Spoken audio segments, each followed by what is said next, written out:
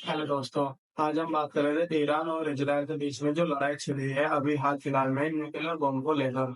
आज हम इसी टॉपिक के ऊपर सारी बातें कर रहे हैं, वो एकदम अच्छे से और पूरी डिटेल के साथ में। अगर आपको वीडियो अच्छी लगी तो मेरे चैनल सब्सक्राइब कर लेना एंड बेल आइकन जरूर दबा लेना। फिर प्यारी सी कमेंट और लाइक जरूर कर देना और अपने दोस्तों तक भी ये वीडियो पहुंचाना ताकि उनके पास भी नॉलेज भरी वीडियो पहुंच सके। ईरान और इजराइल एक बार फिर से आमने सामने बॉम्ब, ड्रोन और मिसाइल का खेल शुरू हो चुका है। क्या ये छोटी सी लड़ाई है या आपसी झगड़े में निमट जाएगी या वर्ल्ड वॉर थ्री का ये संकेत है? आज हम इसी टॉपिक के ऊपर सारी बातें करेंगे और एकदम रिसर्च के साथ में। तो इस वीडियो को पूरा बने रहिएगा वरना आपको कुछ भी समझ में नहीं आने वाला। ईरान और इजराइल के बीच में यह दुश्मनी 1979 में शुरू हुई थी।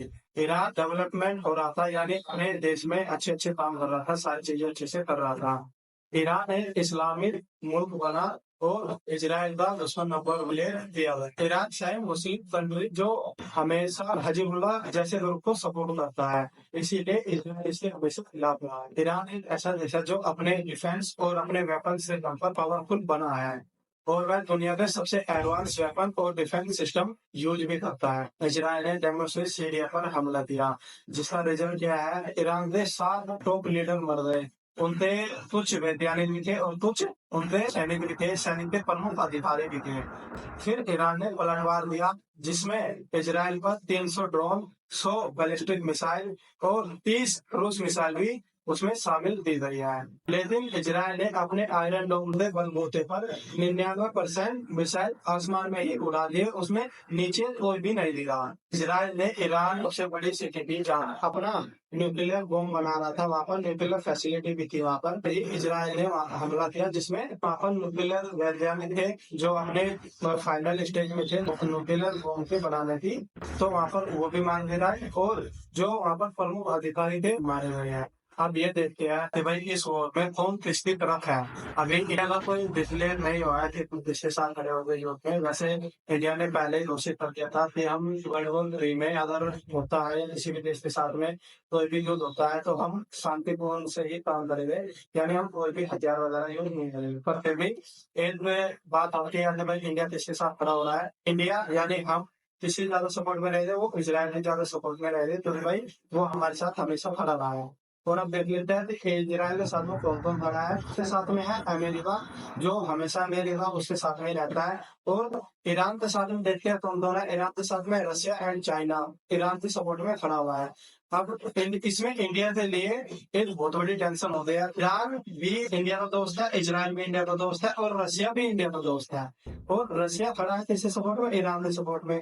और हमें जो सपोर्ट करते हैं रशिया और इजराइल दोनों सपोर्ट करते हैं। आप देखते हैं इंडिया में खड़ा होता है किसके सामने वह युद्ध की तैयारी कर सकता है। हाँ, इजराइल के पास में आयरन डोम जैसी प्रमुख प्रणाली है, ड्रोन मिसाइल F-35 लड़ाकू विमान वगैरह है और एआई सर्वेलेंस सिस्टम भी है, जिसे आज तक का सबसे मोस्ट पावरफुल डिफेंस सिस्टम माना गया है। ईरान के पास में क्या क्या है ये भी आनंद देते हैं। ईरान ड्रोन के मामले में बहुत ही एडवांस लेवल पर काम करता है। बैलिस्टिक मिसाइल भी है, मिलिट्री फोर्सेस भी उनके पास है जो सभी देशों के पास रहती है। ईरान के पास न्यूक्लियर वेपन नहीं है जिसे वो बनाने जा रहा था, उसी के ऊपर तो सारा बवाल पड़ा हुआ है। तो दो देश आराम से जी रहे थे, वहां लड़ रहे थे, कोई टेंशन वाली बात ही नहीं थी। ईरान के पास में तो न्यूक्लियर वेपन नहीं है और अब देखते हैं इजराइल के पास में न्यूक्लियर वेपन वगैरह है दिया। ईरान के पास में न्यूक्लियर वेपन को ऑफिशियली अनाउंस नहीं किया कि हमारे पास नहीं है। हालांकि हो भी सकता है क्योंकि उन्होंने लास्ट स्टेज पर थे वो, तो क्या पता भी या नहीं भी हो। उसके पास बैलिस्टिक मिसाइल भी है, सारी चीज है जो उसे रशिया प्रोवाइड करता है। रशिया में ही वो सारे हथियार भी यूज करता है, ठीक है।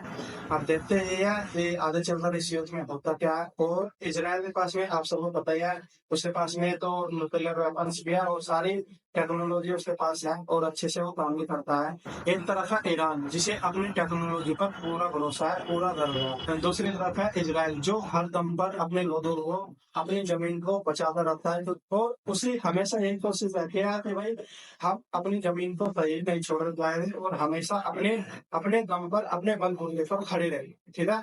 और इंडिया भी इजराइल का सपोर्ट करता है और वो करता रहेगा, ठीक है। और अब देखते हैं यह युद्ध कहाँ तक चलेगा। यह वर्ल्ड वॉर थ्री की शुरुआत हो चुकी है।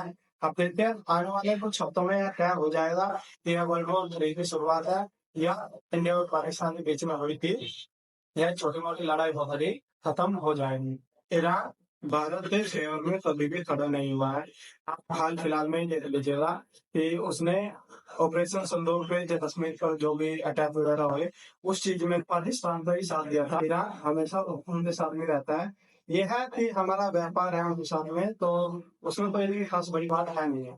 ठीक है, क्योंकि व्यापार तो और भी सारे देशों के साथ हो जाएगा और ये सारी चीजें होती है।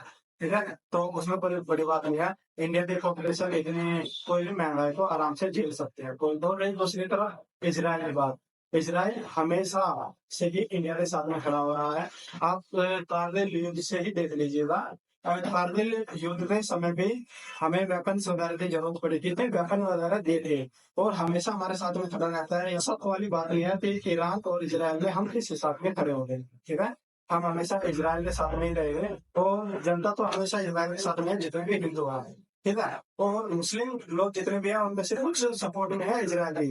ये ज्यादातर जितने भी मुस्लिम हैं जो इंडिया में रहते हैं, कहीं पर भी रहते हैं, वो हमेशा ईरान को ही सपोर्ट करते हैं। ठीक है, मैं तो सरकार से ये अपील करना चाहूंगा, जितने भी मुसलमानों के अंदर ये उमड़ रहा है ना, ये हम वहां पर होते तो हम आराम से वहां पर आप ईरान को सपोर्ट करते हैं और ईरान के युद्ध में साथ देते हैं। मैं तो इन चीज कहना चाहूंगा मोदी सरकार से, इनको हवाई जहाज में भरो और वहां पे छोड़ दे आगे। ठीक है, देख लीजिए जो होगा देखा जाएगा। तो रही बात मोदी सरकार की, तो मोदी सरकार भी जाता था, वैसे अभी चुप हो, कोई दिक्कत वाली बात नहीं है। थोड़े बहुत दिनों में स्टेटमेंट भी आ जाएगा। जहाँ तक उम्मीद है वो हमेशा इसराइल के सपोर्ट में ही खड़ी रहेगी और रहती भी है, क्योंकि भाई वो हमारा बहुत ही पक्का दोस्त है, हमेशा हमारे साथ खड़ा रहा है।